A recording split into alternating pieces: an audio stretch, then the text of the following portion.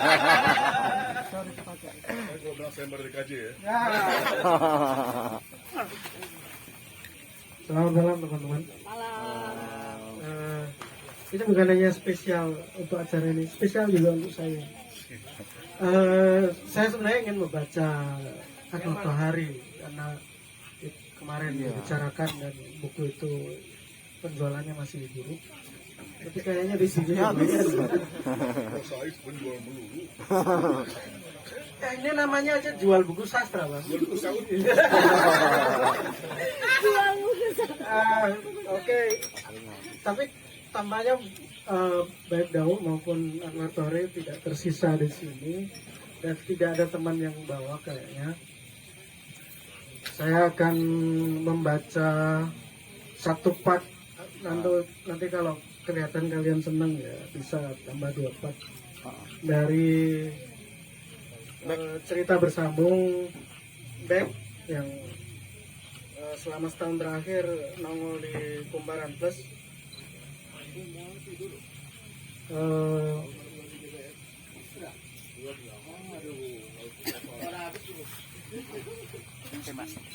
Back saya tulis sebenarnya sejak 2010, merupakan semacam kelanjutan, boleh dibilang seperti itu, dari Kulit, tapi dia memakai cara menulis yang berbeda juga dengan pandang dunia yang berbeda. Jadi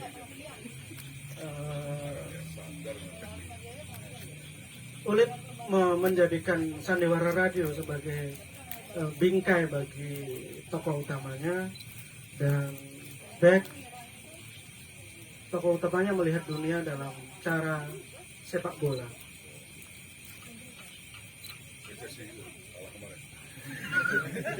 Persis seperti itu, penuh penderitaan.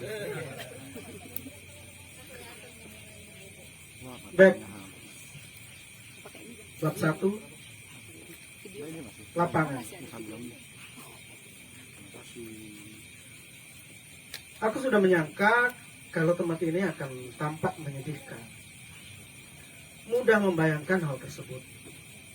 Semudah aku mendapatkan cerita menyedihkan tentangnya dari para tetangga atau teman-teman. Selama bertahun-tahun, ketika aku biasa pulang ke kampung halaman dan kembali ke tempat kerja hanya dalam hitungan jam saja. Dan karenanya aku tak pernah sampai menengoknya. Tempat ini, tempat aku meninggalkan banyak hal, terlalu banyak hal di masa kecilku. Tapi apa yang kutemukan rupanya jauh lebih menyedihkan dari yang bisa kupikirkan. Aku tak menemukan sebuah lapangan, bahkan yang paling buruk sekalipun. Keseluruhan tempat ini, panorama sekitar, bentang tanah yang kini kupijak, aroma rumput yang tumbuh bebas dan meninggi, bau sangit serangga yang meruap ke udara, semak di mana-mana.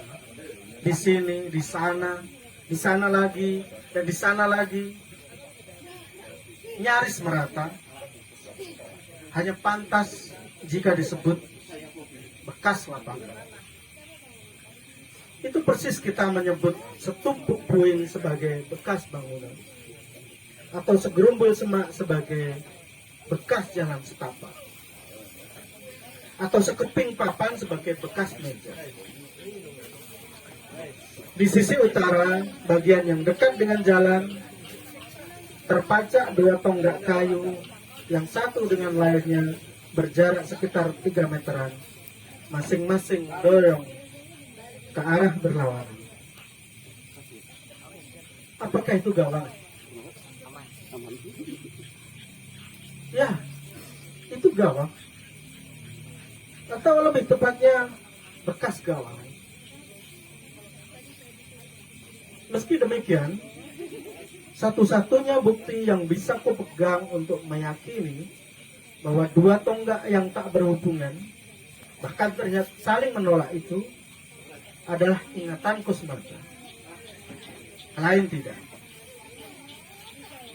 Jika aku datang dengan orang lain yang sama sekali tak pernah tahu tempat ini, ia pasti tak percaya jika 2 tonggak itu adalah puing gawang. Dan ia cukup punya alasan untuk mengatakan itu. Tak ada bukti tersisa yang cukup untuk mendukung kalau 2 tonggak yang saling menolak itu adalah gawang pada masa-masa sebelumnya. Tak tersisa bekas mistar di sana. Tak juga ada sisa-sisa repihan kain jari.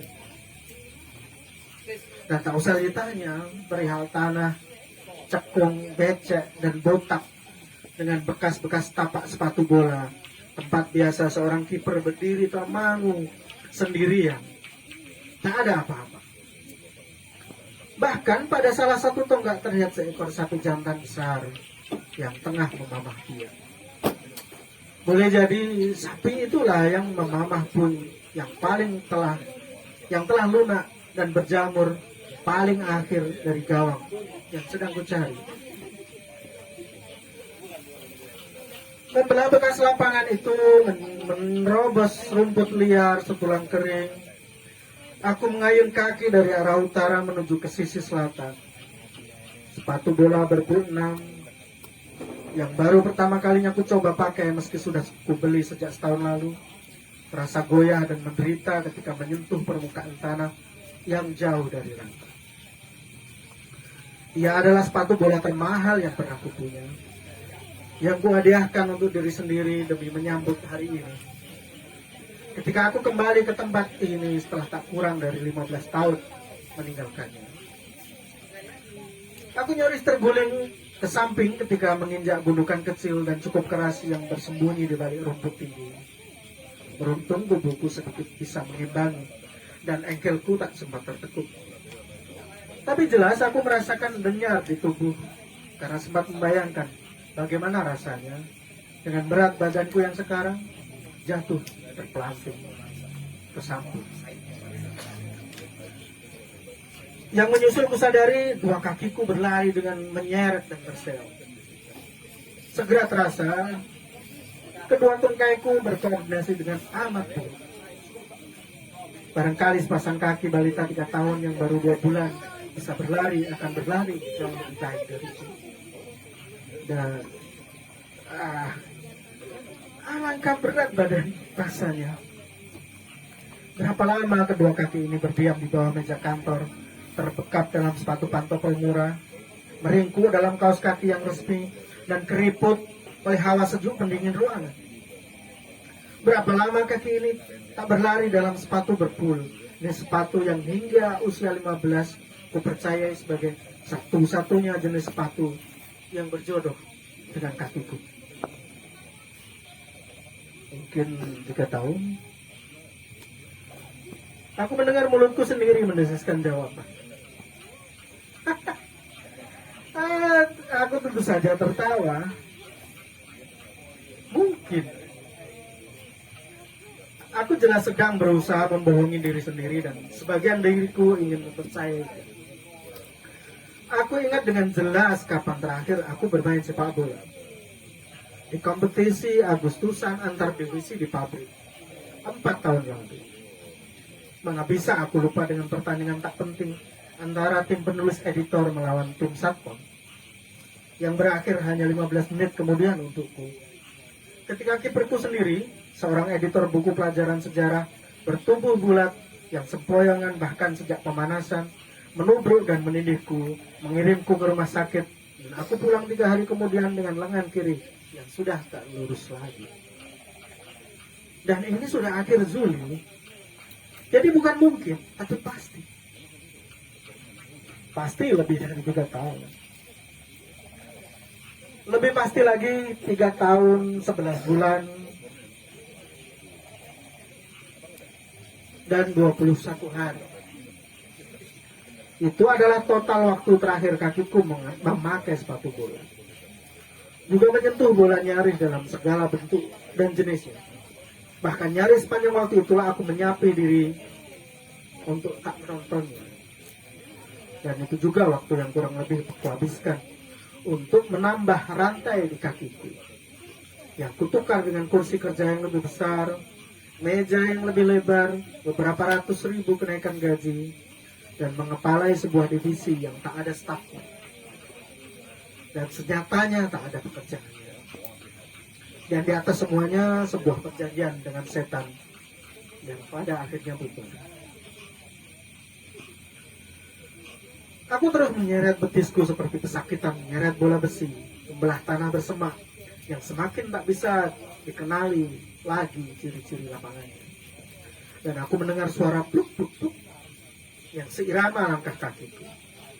Denyar-denyar yang kurasakan di permukaan kulit bagian dada dan sekitar pinggang memberitahuku dari mana asal suara dan irama itu. Tuhan, berapa berat badanku ini.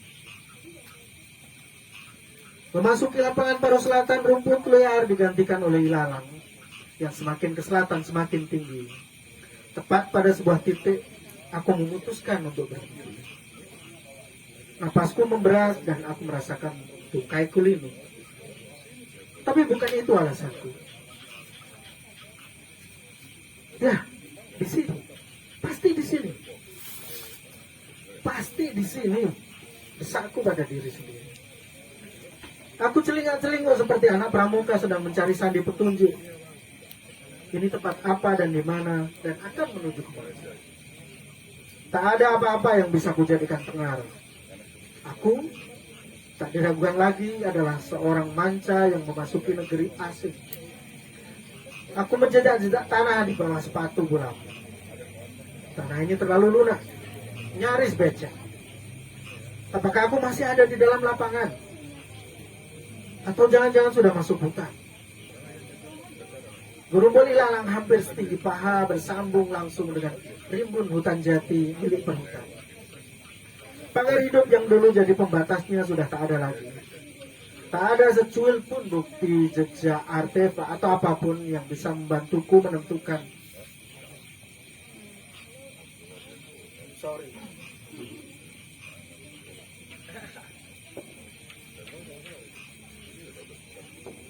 Tak ada secuil pun bukti jejak artefak atau apapun yang bisa membantuku menentukan di mana garis gawang bagian selatan. Dan gawang atau bekas gawang atau tanda-tanda bahwa di tempat itu pada suatu masa pernah ada gawang sama sekali tak dapat kutemukan. Lebih parah dibanding yang di belahan utara, tak ada sekeping pun bekas tiang gawang yang tersisa. Gawang itu hilang, membawa serta garis lapangan bagian selatan. Aku putar badan, ingin menghadap ke arah dari mana aku datang. Menatap sapi simpul yang tercencang di sisa tiang gawang sebelah utara sebagai acuan. Kukira-kira aku buat semacam ukuran maya dalam kepala, tentu dengan ketakyakinan dan keraguan yang tak mudah diterima. Memandang ke seantero lapangan dari tempat di mana sekarang aku berdiri, ku coba membayangkan apakah benar rumpun ilalang yang sekarang kupijak adalah tempat di mana aku sering berdiri sebagai seorang bek kiri dalam formasi 3-5-2. Mengamati permainan dan bersiap menghalau setiap serangan. Setelah beberapa saat mencoba, mematut-matut, membuat ukuran-ukuran maya, pada akhirnya aku hanya bisa memperkirakan saja.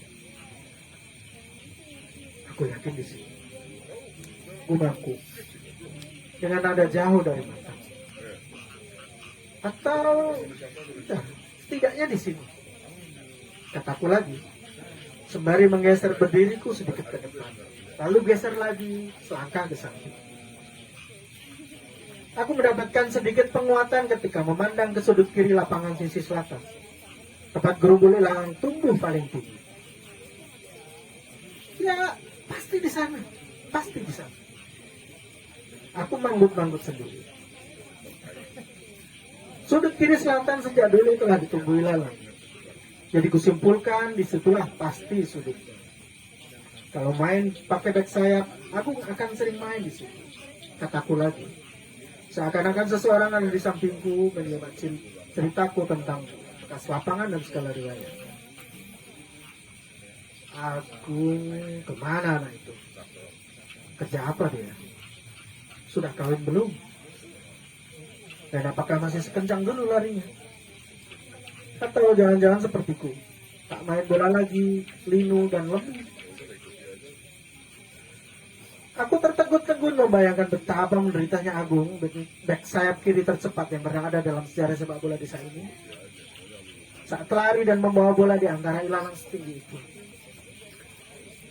Tapi tidak saja Agung, bahkan jika back sayap itu adalah Aji Santoso atau malah Roberto Carlos, mereka semua akan dibikin menderita.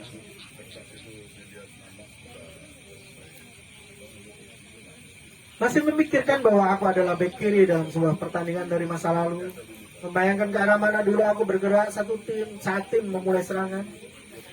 Aku berlari kecil secara diagonal ke area sayap kiri, menyeret kaki, menyiba alang-alang. Tepat saat itulah aku baru menyadari kalau lebar tanah yang dulu pernah menjadi lapangan ini jauh berkurang. Segera menjadi jelas pagar hidup di sebelah barat yang berbatasan langsung dengan sawah milik Sarbat telah terdesak jauh ke timur. Sangat orang brengsek itu. Musuh semua pecinta sepak bola di desa ini. Karena kebiasaan Di Zoom. berbeda dengan semua ukuran yang tadi kupikirkan, angka seperempat itu dengan mudah kudapat.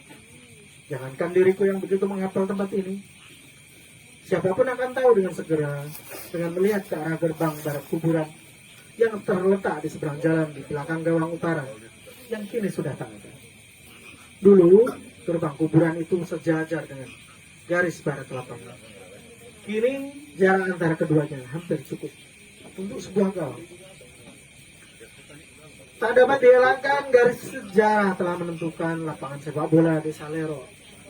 Ini adalah sepetak tanah kosong yang hanya layak disebut sebagai bekas lapangan. Nokia 1112 di saku celana pendekku bergetar. Halo? Apa? Bolanya mana? Nggak jadi datang? Oh, tak cuy. Muslim bangsat. Seperti sudah kukhawatirkan, Tidak. sesungguhnya itu tak datang. Sama sekali tak berubah itu bocah. Sempurna sudah. Setelah tak menemukan lapangan, kini aku mendapatkan diriku sendirian di tanah terlantar. Dan tentu saja tak ada bola. Ada sebagian kecil bentang lapangan itu yang masih cukup bersih. Rumput masih terkendali, kalis dari semak, dan paling datar. Kira-kira seluas lapangan bulu tangkis. Aku putuskan memilih tempat itu, memikirkan untuk lari memutarinya. Mungkin 4 atau 5 kali, dan balik pulang. Dan nanti malam, di warung kopi, si Muslim yang ingkar janji itu pasti dilabrak. Muslim kerjanya tuh. Pada putaran keempat, 2 orang bocah kira-kira awal belasan masuk ke bagian lapangan yang sedang kuputari. Beberapa saat kemudian 3 anak lain menyusul. Salah seorang dari mereka datang dengan bola lusuh di kakinya. Tak satu pun dari anak itu yang kukenal. Dan sepertinya mereka juga tak mengenaliku. Dan oleh karenanya, mereka tampaknya memandangiku dengan mata yang curiga sekaligus tertarik. Mereka masih terus mencuri pandang ke arahku ketika mulai memainkan bola mereka dalam sebuah lingkaran kecil di antara mereka sendiri. Mereka tak tahu siapa yang sedang mereka tatap. Kalian sedang melihat bek kiri terbaik dalam sejarah sepak bola desa ini, bocah-bocah. Ketika aku menghentikan putaranku, merasakan ngos-ngosan di dada, hendak menghampiri mereka, sekadar ingin tahu mereka anak siapa dan rumahnya di mana. Salah seorang dari mereka sudah lebih dulu berlari ke arahku dan berteriak. Kau main bola om? Pemainnya kurang 1. Tawaran itu terdengar aneh di kupingku. Aku dari dulu adalah anak yang selalu mengajak. Aku dari dulu adalah bocah yang selalu mengajak.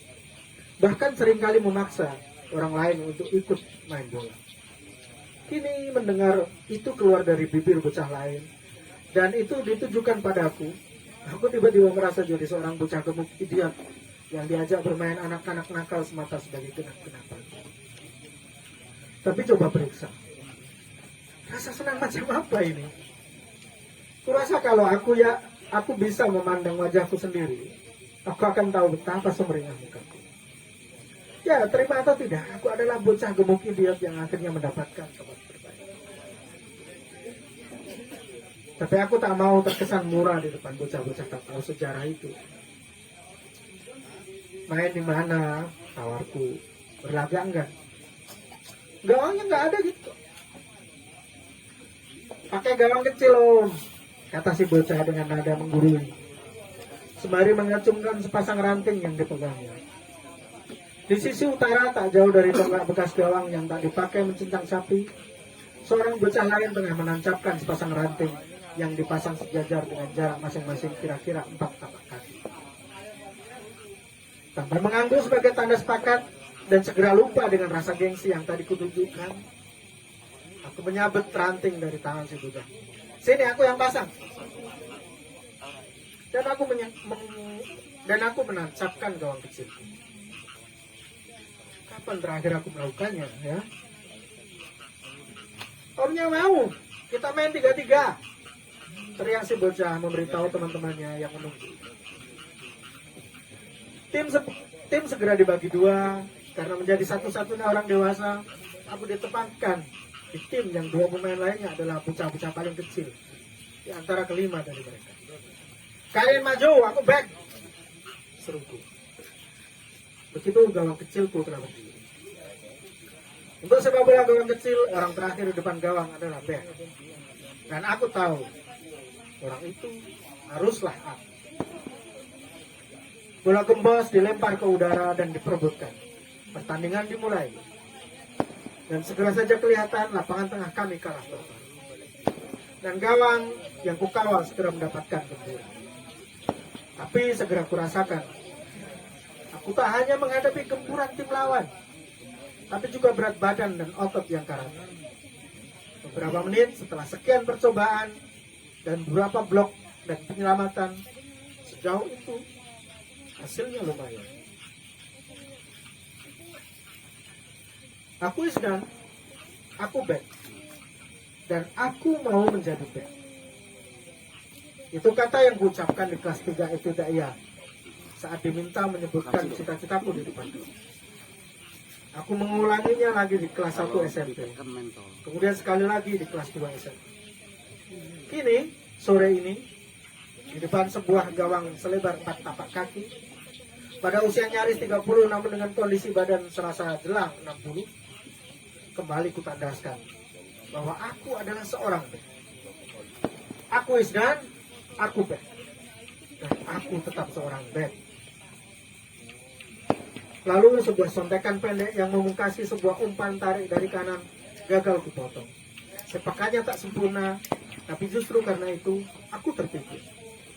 Kakiku mati langkah, bola membentur betis bagian dalamku dan bergulir pelan ke dalam gawang kecil yang kujaga. Aku terjengkang, bercetak gol dari tim lawan keranjingan. Berlari memutari lapangan kecil kami sore itu dengan tangan terentang dan wajah mendongak. Mirip dan tak kalah bahagianya dengan Tardelli yang baru saja memastikan Italia juara dunia. Demikian, terima kasih.